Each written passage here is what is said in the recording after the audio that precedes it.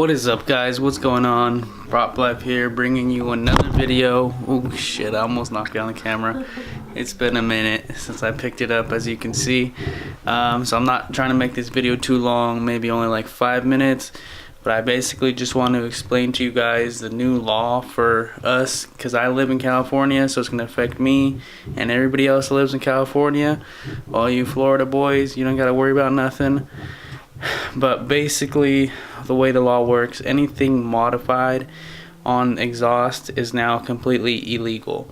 So if it's not stock from the factory, $1,000, and you're going to have to take it to get barred, which basically is like the state ref.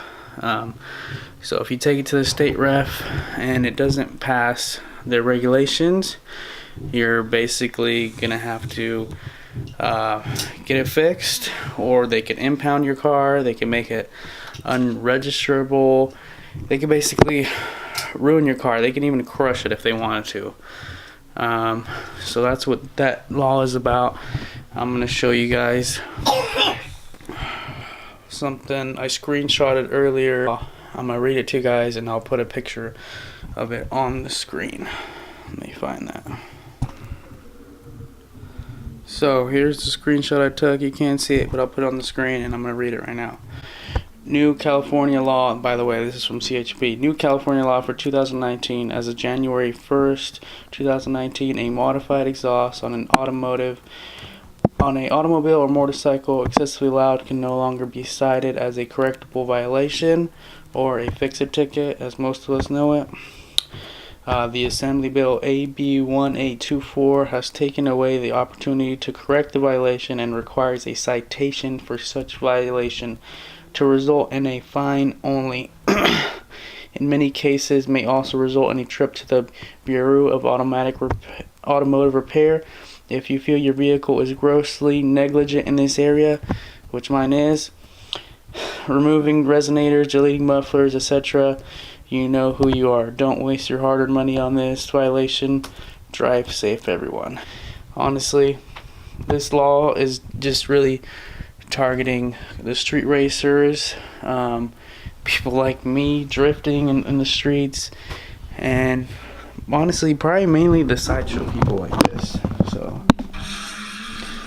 now, I'm not saying I haven't gone to this, I'm not saying I haven't done it, but this is definitely one of the main reasons why I think they're doing this law. And on top of that, they're going to be making a lot of money, because let's be honest, most people with the 350Z like myself have the exhaust modified. Who likes the sound of a stock VQ? Nobody. So honestly, like, this law makes me honestly want to get rid of my car. I'm obviously not gonna do it, but it's just, that's the reason why I like that car so much. Not only because I could drift it, but it sounds amazing. So yeah, I will definitely not get rid of my car, but one of the reasons why I liked having an exhaust on my car that was loud was when I go drifting, I don't hear just tire squealing. I hear mostly the exhaust over the tire squealing. And honestly, when I'm at drift events, the tire squealing kind of annoys me. I rather hear exhaust than the you know, from the tires. That probably sounded stupid, but you know what I mean. Anyways, so just to recap, guys, get your exhaust taken off, put it back to stock, or you're going to be fined $1,000. It's not worth it. I don't think they're giving anybody breaks. There's a video right now that's going viral right now because a girl had a car with the exhaust on it and the cop didn't give her a break. They said they're enforcing it. So they're getting a lot of money.